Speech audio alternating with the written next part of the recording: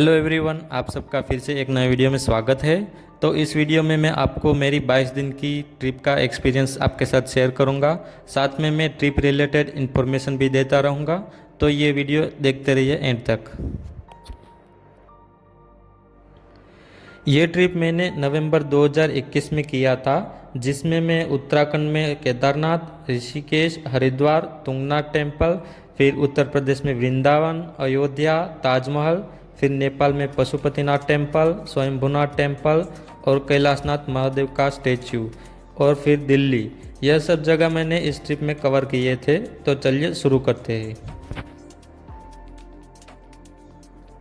मैंने 26 अक्टूबर को शाम को 5 बजे जर्नी स्टार्ट किया था मेरे होम टाउन मतलब कि सोमनाथ से। सोमनाथ से राजकोट वाया बस, फिर राजकोट से दिल्ली ट्रेन से। ये बुकिंग मैंने पहले से कर रखी थी और साथ में एक पैकेज भी बुक कर रखा था आवारा एडवेंचर से, दिल्ली से उत्तराखंड के लिए, क्योंकि आगे का सफ़र तो मेरा वैसे भी सोलो होने वाला था। ये पैकेज कॉस्ट मुझे 12,000 में पड़ा था, जिसमें केदारनाथ, तुंगनाथ, ऋषिकेश और हरिद्वार ये सब प्लेसेस इंक्लूडेड थे। दिल्ली से वाया ट्रेन सुबह हरिद्वार पहुँचे, फिर स्टेशन से हर की पैड़ी गए, वहाँ मंदिर में दर्शन किए और सुबह की आरती में शामिल हुए।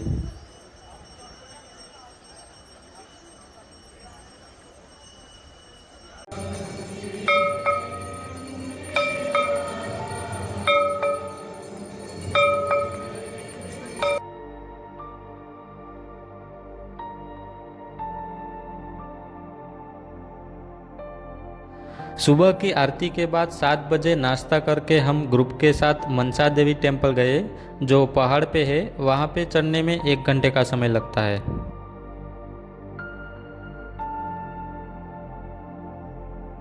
ये हमारा ग्रुप था जिसके साथ हम ट्रैवल कर रहे थे।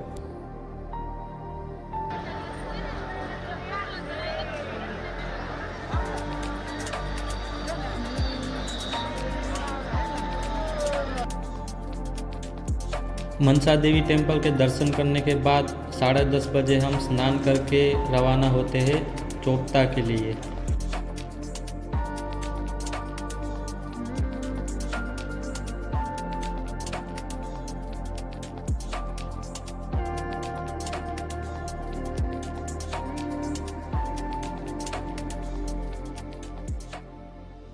देवप्रयाग संगम बहुत ही प्रसिद्ध स्थान है, क्योंकि यहाँ पे गंगा रिवर का उद्गम स्थान है।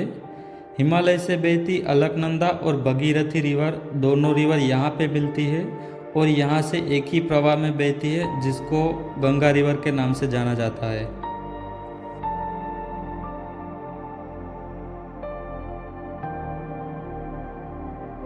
नाइट स्टे हमारा चोपता में था, क्योंकि मॉर्निंग में हमें ट्रैकिंग के लिए जाना था तुंगनाथ चंद्रशिला के लिए।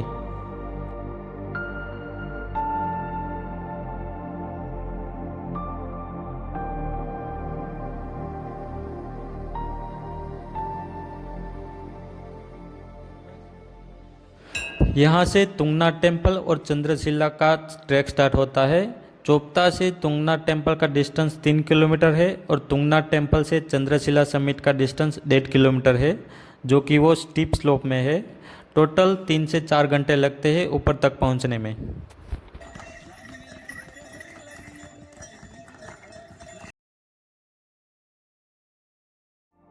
तुंगनाथ टेम्पल वर्ल्ड का हाईएस्ट शिवा टेम्पल है, जो 3680 मीटर की हाइट पे है, और ये टेम्पल पंच केदार में से एक है।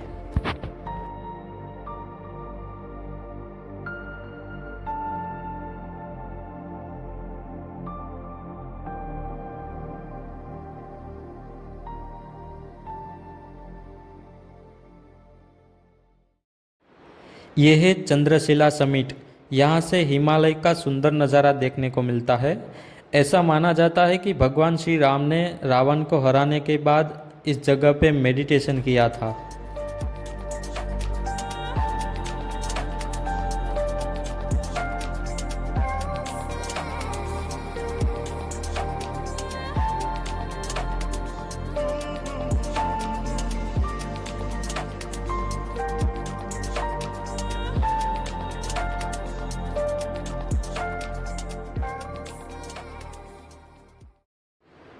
चंद्रशिला ट्रैक करने के बाद हम चोपता से सोनप्रयाग जाने के लिए रवाना हो गए थे। सोनप्रयाग हमारा नाइट स्टे था। फिर सुबह फ्रेश होकर केदारनाथ जाने के लिए सोनप्रयाग से 50 रुपये की शेयरिंग टैक्सी पकड़ के गौरीकुंड पहुंचते हैं। केदारनाथ ट्रैक गौरीकुंड से स्टार्ट होता है और ट्रैक का डिस्टेंस 16 किलोमीटर का है।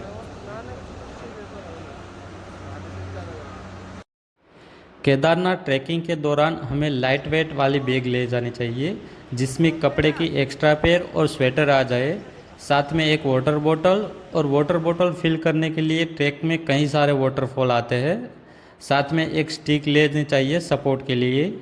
अगर हाइट से किसी को ऑक्सीजन की कमी हो तो उसकी टेबलेट लेनी ज़रूरी है। और अगर मानसून सीज़न में आप ट्रैकिंग कर रहे हो तो अम्ब्रेला या रेनकोट लेना ज़रूरी है।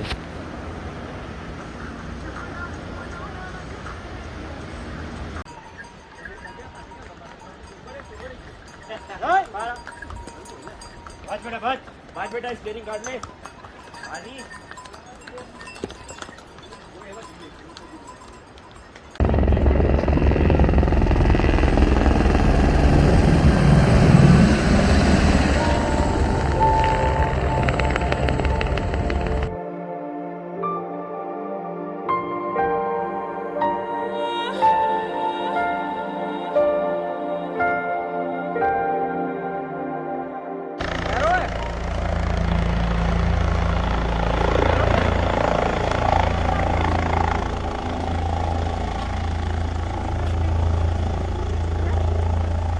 फाइनली हम 4 बजे केदारनाथ टेम्पल पहुंचते हैं।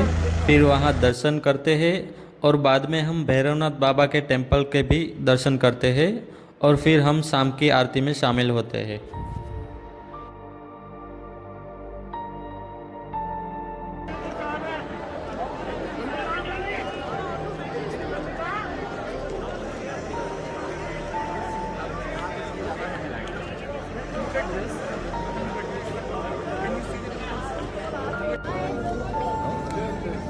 वो भी क्या करने वाले हैं, जब लोग आएंगे ना लाइन में घुसा देंगे।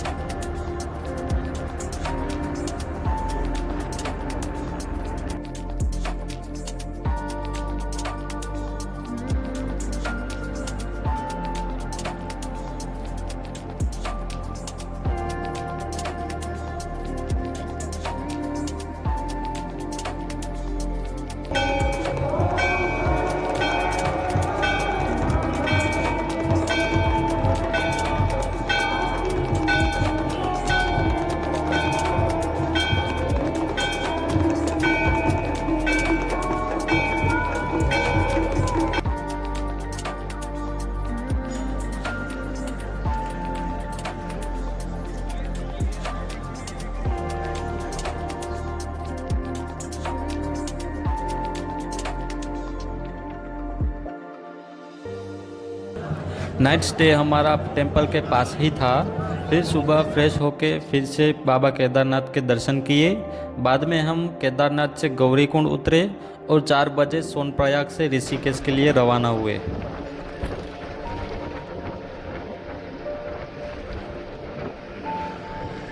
ऋषिकेश नाइट स्टे टेंट में था। सुबह ब्रेकफास्ट किया और फिर रिवर राफ्टिंग किया। बाद में हम पूरा ऋषिकेश सिटी घूमे। देखेंगे सब लोग, आई करेंगे कैमरा की तरफ। जयकारा लगाएंगे गंगा मैया की, लाउडली बोलेंगे गंगा मैया की, गंगा मैया की, गंगा मैया की। Are you ready guys?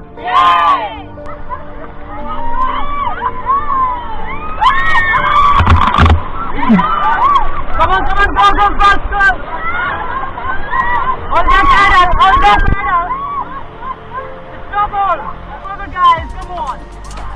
Full power! Come on, come on, come on, come on, guys!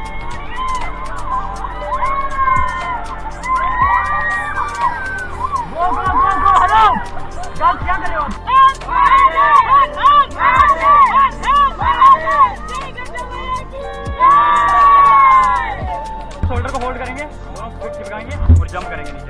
जैसे ऊपर आते हो हैंड फ्री करना, राइट गियर स्विम करना। चल कम ऑन 1 2 3 गो।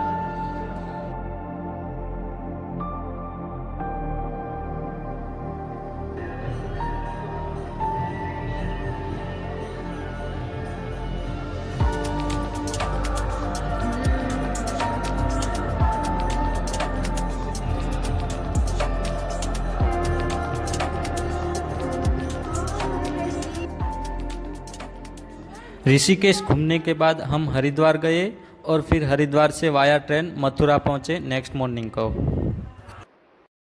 उत्तराखंड का जो मैंने पैकेज लिया था आवारा एडवेंचर से वो यहाँ पे समाप्त होता है। यहाँ से आगे का होटल खाना वगैरह मैं अरेंज करता हूँ। हमारे ग्रुप के 3-4 मेंबर को वृंदावन और आगरा घूमना था तो वो यहाँ तक साथ में आए। फिर साथ में हम वृंदावन घूमे। मथुरा से वृंदावन 15 किलोमीटर का डिस्टेंस है तो हमने रिक्शा पकड़ के वृंदावन पहुँचे। वृंदावन पहुँचने के बाद फ्रेश होने के लिए एक रूम लिया। फ्रेश होके सुबह 9 बजे हम वृंदावन घूमने निकल गए। पहले गए हम बांके बिहारी टेम्पल, वहाँ पे दर्शन किए और प्रसाद लिया। फिर वहाँ से निधिवन गए। निधिवन में ऐसा माना जाता है कि वहाँ पे आज भी भगवान श्री कृष्ण रासलीला करने आते हैं। यहाँ पे जो वृक्ष दिख रहे हैं वो भगवान श्री कृष्ण की गोपियाँ है, जो शाम के समय ये वृक्ष गोपियाँ बन जाती है ऐसा माना जाता है।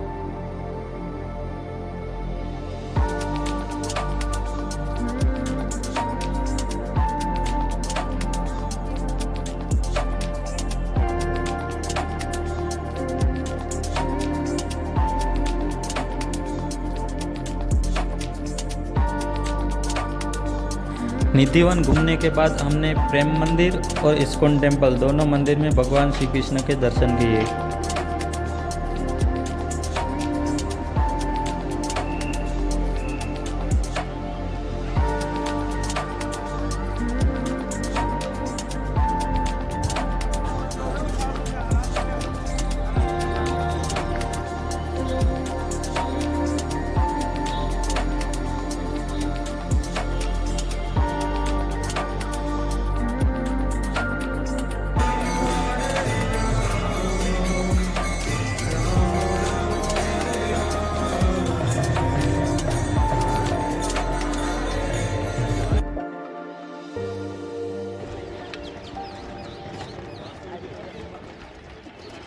वृंदावन घूमने के बाद 1:30 बजे वाया बस से आगरा जाते हैं।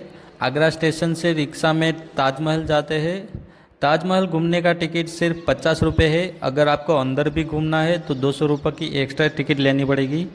और ताजमहल घूमने का टाइमिंग है सुबह के 6 बजे से शाम के 7 बजे तक का।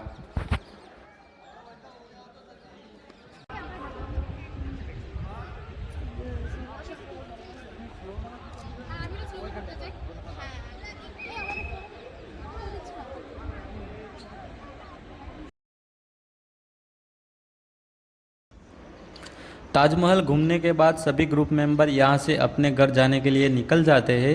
अभी यहाँ से विदाउट ग्रुप मेरी सोलो ट्रिप चालू होती है। मैंने दोपहर को मेक माई ट्रिप से हॉस्टल में नाइट स्टे का बुकिंग कर लिया था, जो मुझे 350 रुपये में पड़ा था। नेक्स्ट डे मॉर्निंग में आगरा से वाया बस अयोध्या जाने के लिए निकल जाता हूँ। आगरा से लखनऊ और लखनऊ से बस चेंज करके शाम के 7 बजे तक अयोध्या पहुँच जाता हूँ। 7 बजे अयोध्या पहुँचने के बाद होटल सर्च करता हूँ, क्योंकि नेक्स्ट डे दिवाली थी इसलिए सभी बुकिंग फुल थे। फिर थोड़ा सर्च करने के बाद मुझे 1200 रुपये में 2 नाइट के लिए होम स्टे मिला था। और फिर फ्रेश होकर मैं राम की पेड़ी जाता हूँ, जहाँ पे दीपोत्सव होता है।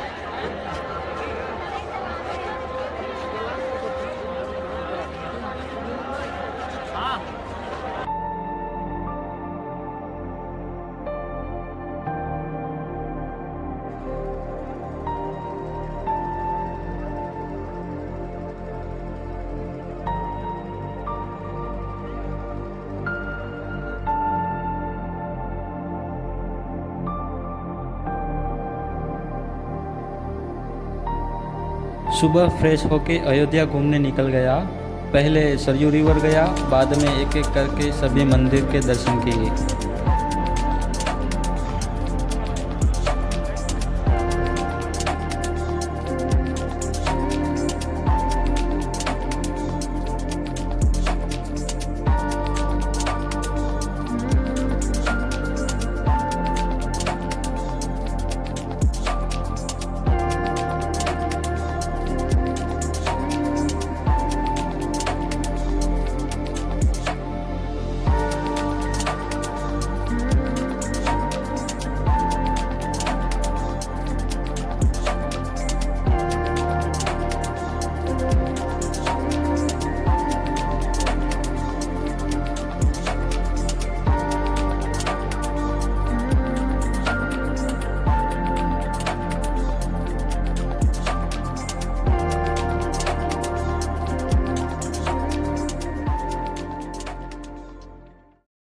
नेक्स्ट डे मॉर्निंग में अयोध्या से गोरखपुर जाता हूँ, क्योंकि वाया बॉर्डर मुझे नेपाल जाना था, इसलिए गोरखपुर में नाइट स्टे करता हूँ।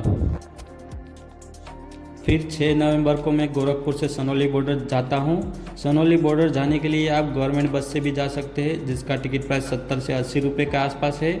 और या फिर आप शेयरिंग टैक्सी में भी जा सकते हैं, जिसका प्राइस 200 से 300 रुपये पर पर्सन पड़ता है। गोरखपुर से सनौली बॉर्डर का डिस्टेंस 100 किलोमीटर का है। मैं शेयरिंग टैक्सी से जाता हूं, जो मुझे 200 रुपये में बॉर्डर तक पहुंचा देते हैं। इंडिया से नेपाल वाया बॉर्डर जाने के लिए 2 बॉर्डर है। एक उत्तर प्रदेश में सनौली बॉर्डर है और दूसरी बिहार में रक्सौल बॉर्डर है। बॉर्डर क्रॉस करने के लिए आपके पास अपना आइडेंटिटी प्रूफ होना चाहिए। आधार कार्ड या पासपोर्ट, दोनों में से कोई भी आइडेंटिटी प्रूफ होना चाहिए, और फिर आप बॉर्डर क्रॉस कर सकते हो। मैं नवंबर 2021 में गया था, तो उस टाइम वैक्सीन सर्टिफिकेट कंपलसरी था, तो मैंने अपना आधार कार्ड और वैक्सीन सर्टिफिकेट की कॉपी देकर बॉर्डर क्रॉस कर लिया था। बॉर्डर क्रॉस करने के बाद पहले मैंने करेंसी चेंज की थी, Indian rupees to Nepali rupees में। करेंसी चेंज करने के बाद मुझे पोखरा की बस मिल जाती है, जिसकी टिकट मुझे 550 इंडियन रुपीज़ में पड़ी थी। शाम को मैं 11 बजे पोखरा पहुंचता हूं, फिर स्टेशन के पास एक रूम लेता हूं और फिर सुबह फ्रेश होकर नाश्ता करके पोखरा सिटी घूमने निकल जाता हूं।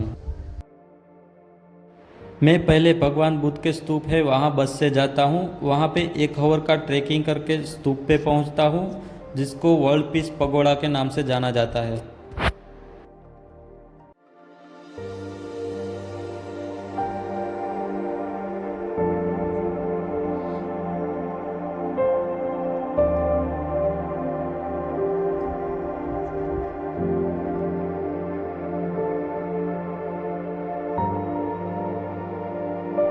यहाँ से आपको पूरा पोखरा सिटी और फेवा लेक का सुंदर नज़ारा देखने को मिलता है।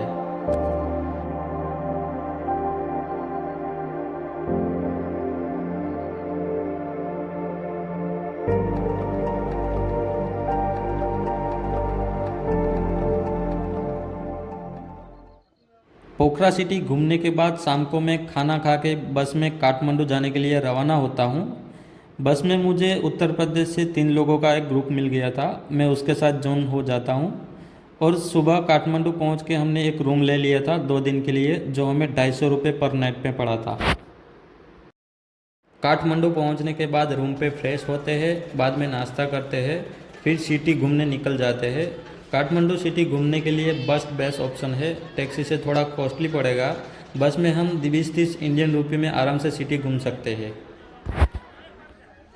पहले हम अमिदेवा पार्क घूमते हैं, बाद में स्वयंभूनाथ टेम्पल जाते हैं। स्वयंभूनाथ टेम्पल को मंकी टेम्पल के नाम से भी जाना जाता है और वहाँ पे चढ़ने के लिए 365 सीढ़ियाँ हैं।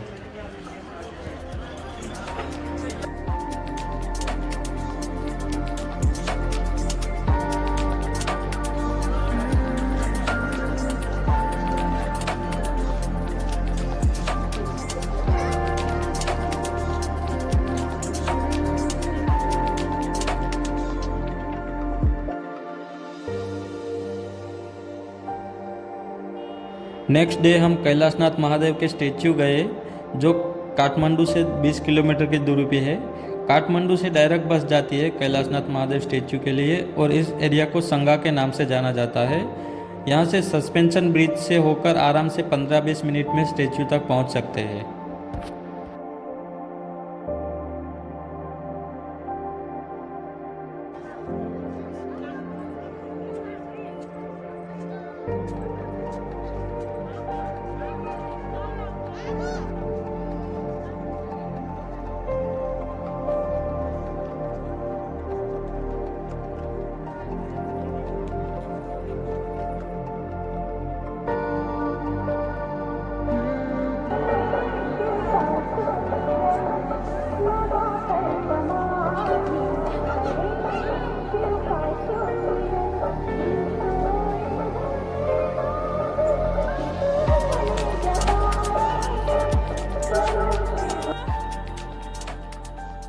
शाम को हम काठमांडू पहुंचते हैं और फिर खाना खाते हैं।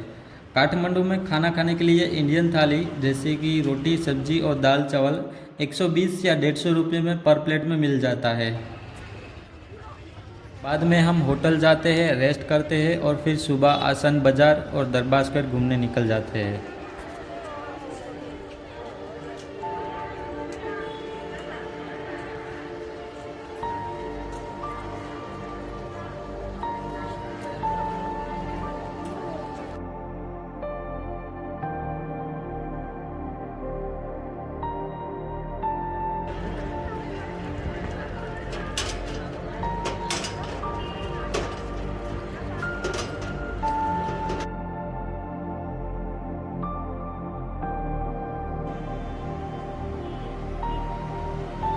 दरबार स्क्वायर घूमने के बाद पशुपतिनाथ टेम्पल जाते हैं, फिर वहाँ पे दर्शन करते हैं और शाम की आरती भी अटेंड करते हैं।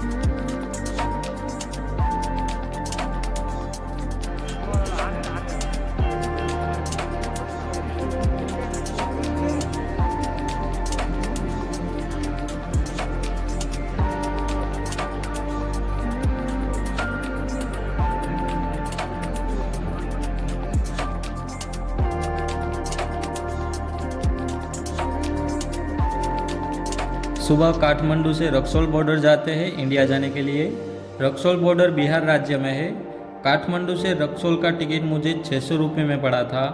काठमांडू से रक्सौल का डिस्टेंस 142 किलोमीटर है। मैं शाम को 6 बजे बीरगंज पहुंच गया था। बाद में बीरगंज से रक्सौल पहुंचा।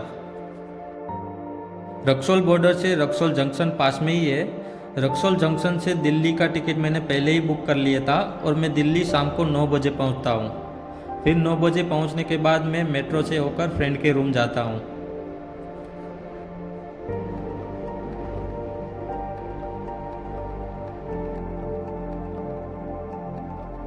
दो दिन में दिल्ली में रहता हूं और अक्षरधाम टेम्पल, लाल किला, चांदनी चौक और मार्केट वगैरह घूमता हूं।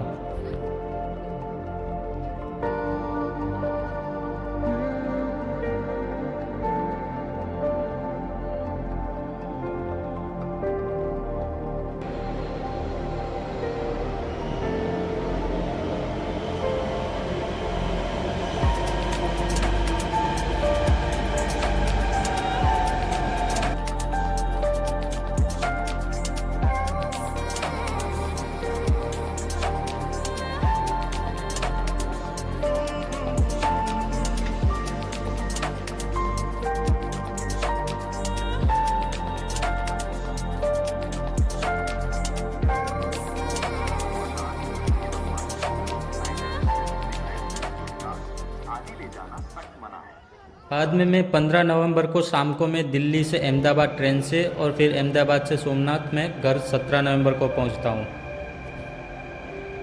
तो यह मेरा सपना था कि मैं केदारनाथ, ऋषिकेश, वृंदावन, अयोध्या और नेपाल घूमूं, तो यहाँ पे मेरा सपना साकार होता है।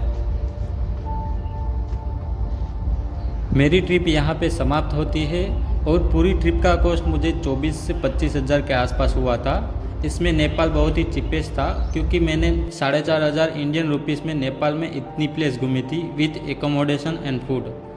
तो दोस्तों मैं आपको भी ये सजेस्ट करता हूँ कि लाइफ में एक ऐसी सोलो ट्रिप करनी चाहिए जिसमें हमें काफ़ी कुछ सीखने को मिलता है और नए नए लोगों से जान पहचान भी होती है। तो दोस्तों अगर आपको मेरी वीडियो पसंद आई हो तो लाइक करना और चैनल को सब्सक्राइब ज़रूर करना। अब मिलते हैं नेक्स्ट वीडियो में। धन्यवाद।